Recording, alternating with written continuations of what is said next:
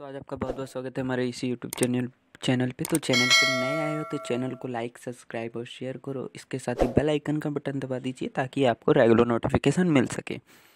तो दोस्तों आज हम लोग पढ़ने वाले हैं टू द प्रोग्राम में बहुत ही इंपॉर्टेंट चैप्टर वैश्वीकरण के बारे में। तो दोस्तों आज हम लोग शुरुआत करते हैं। वैश्वीकरण का अर्थ वस्तुओं, सेवा, श्रम और विचारों का विश्व के एक हिस्से से दूसरे अन्य हिस्से में मुक्त प्रवाह क्या कहलाता है? वैश्वीकरण कहलाता है। वैश्वीकरण को भूमंडलीकरण भी कहते हैं और ये एक बहुआयामी अवधारणा है। यह ना तो केवल आर्थिक परिघटना है और ना ही सिर्फ सांस्कृतिक, ये राजनीतिक परिघटना है। तो दोस्तों भूमंडलीकरण भी कहा जाता है। भूमंडलीकरण का अर्थ होता है एक देश की अर्थव्यवस्था की विश्व की अर्थव्यवस्था से जुड़ना भूमंडलीकरण कहलाता है। वैश्वीकरण के लाभ: उन्नत प्रौद्योगिकी एवं विश्वव्यापी पारस्परिक जुड़ाव, जिस कारण आज विश्व एक वैश्विक ग्राम बन गया है।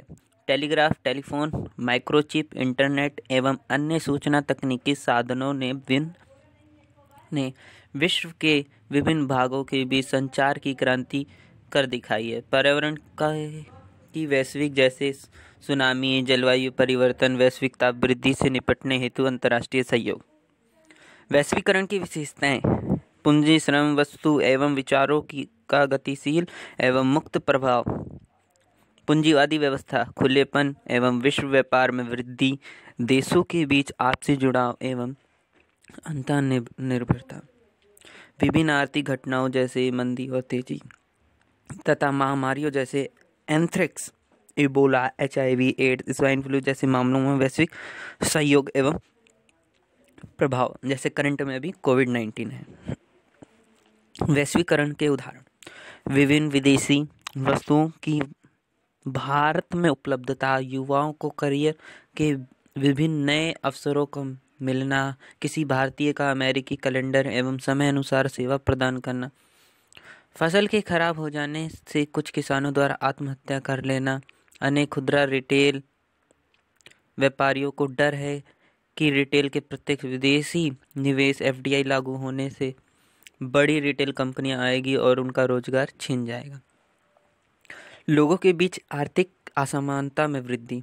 ये उदाहरण सकारात्मक एवं नकारात्मक दोनों प्रकृति के हो सकते हैं। वैश्वीकरण के प्रभाव 3 प्रकार से हैं: राजनीतिक, आर्थिक और सांस्कृतिक। वैश्वीकरण के राजनीतिक प्रभाव: वैश्वीकरण से राज्य की क्षमता में कमी आई है। राज्य अब कुछ मुख्य कार्यों से, जैसे कानून व्यवस्था बनाना तथा सुरक्षा तक ही सीमित हैं। अब बाजार आर्थिक और सामाजिक प्राथमिकताओं का प्रमुख निर्धारक है। राज्य की प्रधानता बरकरार है तथा उसे वैश्वीकरण से कोई खास चुनौती नहीं मिल रही है। इस पहलू के अनुसार वैश्वीकरण के कारण अत्याधुनिक प्रौद्योगिकी के बूते राज्य अपने नागरिकों के बारे में सूचनाएं जुटा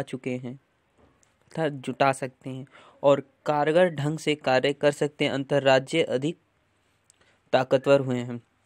वैश्वीकरण के आर्थिक प्रभाव: अंतर्राष्ट्रीय मुद्रा कोष, विश्व बैंक एवं विश्व व्यापार संगठन जैसे अंतर्राष्ट्रीय संस्थाओं द्वारा आर्थिक नीतियों का निर्माण। इन संस्थाओं में धनी, प्रभावशाली एवं विकसित देशों का प्रभाव। आयात प्रतिबंधों से अत्यधिक कमी। पूंजी के प्रभाव से पूंजीवादी देशों का लाभ, परंतु श्रम के निर्बाध प्रवाह न होने के कारण विकासशील देशों को कम नाम। विकसित देशों द्वारा वीजा नीति द्वारा लोगों की आवाजाही पर प्रतिबंध। वैश्वीकरण के कारण सरकारें अपनी सामाजिक सरोकारों के मुंह तोड़ रही हैं। उसके लिए सामाजिक सुरक्षा कवच की आवश्यकता है। वैश्वीकरण के आलोचक कहते हैं कि इससे समाजों में आर्थिक असमानता बढ़ रही है।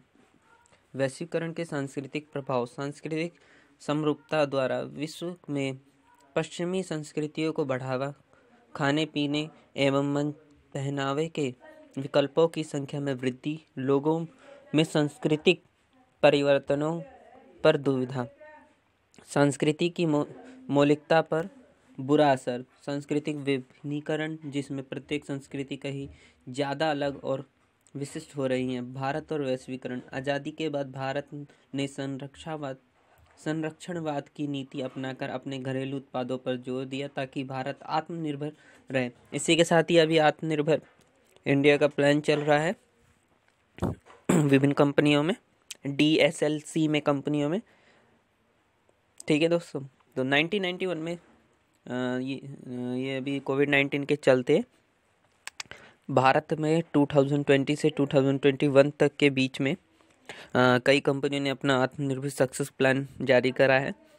तो आप इसके बारे में जानें। आत्मनिर्भर सक्सेस प्लान DSLC की इंडस्ट्री में 1991 में लागू नई आर्थिक नीति द्वारा भारत वैश्वीकरण के लिए तैयार हुआ और खुलेपन की नीति अपनाई। आज वैश्वीकरण के कारण भारत की आर्थिक वृद्धि दर 7.5% वार्षिक दर से बढ़ रही है, जो 1919 में 5.5% वार्षिक थी। मैं फिर से दोहराना चाहूँगा, जो 1990 में 5.5% वार्षिक थी। भारत के अनिवासी भारतीय विदेशों में भारतीय संस्कृति को बढ़ावा दे रहे हैं। भारत के लोग कंप्यूटर कम सॉफ्टवेयर में अपना वर्चस्व स्थापित करने में कामयाब रहे हैं। आज भारतीय लोग वैश्विक स्तर पर उच्च पदों पर आसीन होने में सफल हुए हैं।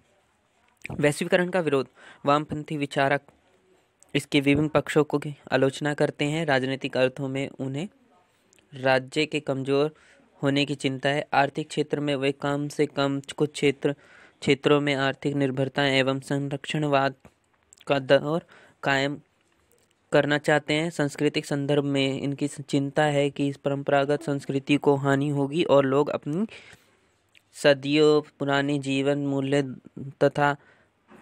तथा तो तरीकों से हाथ धो देंगे। वर्ल्ड सोशल फोरम WSF नव उदारवादी वैश्वीकरण के विरोध का एक विश्वव्यापी मंच है। इसके तहत मानवाधिकार कार्यकर्ता, परिणामवादी, मजदूर और युवा और महिला कार्यकर्ता आते हैं। 1999 में सिएटल में विश्व व्यापार संगठन की मंत्रिस्तरीय बैठक का विरोध हुआ, जिसका कारण आर्थिक रूप से ताकतवर देशों द्वारा व्यापार के अनुचित तौर तरीकों के विरोध में हुआ। तो दोस्तों, ये बहुत ही इम्पोर्टेंट चैप्टर लेके आया हूँ मैं वैश्वीकरण के बारे में। तो दोस्तों चैनल पे नए हैं तो चैनल को लाइक, सब्सक्राइब और शेयर करो। इसके साथ ही बेल आइकन का बटन दबा दीजिए ताकि आपको रेगुलर नोटिफिकेशन मिल सके। तो तब तक के लिए धन्यवाद। जय हिंद। नेक्स्ट वीडियो में मिलेंगे एक नए चैप्टर के साथ, एक नए टू द प्रोग्राम। तब तक के लिए जय हिंद, जय भारत।